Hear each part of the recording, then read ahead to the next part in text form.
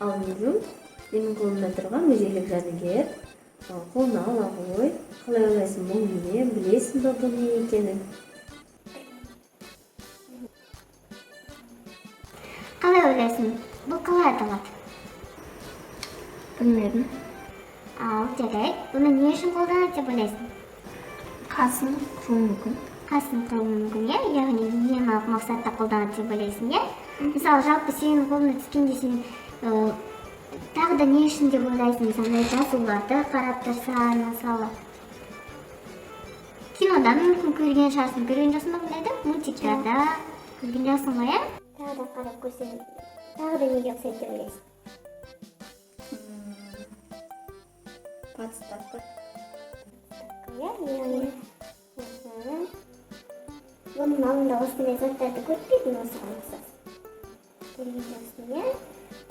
Мысалы, қазіргі кезде сен флешканы неге білесің ғой, иә? Мысалы, кино көруге, немесе жұмыс істеуге керек болса, үлкендікке, немесе сен ата-анаң, иә?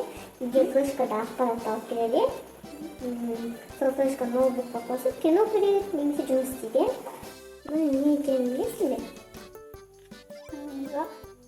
Қалай ойлайсың, неге ұқсайды? Теңгелерди салатын. Теңгелерді салатын, иә? Яғни ақшаны сақтауға арналған құрал деп ойлайсың, иә? Иә.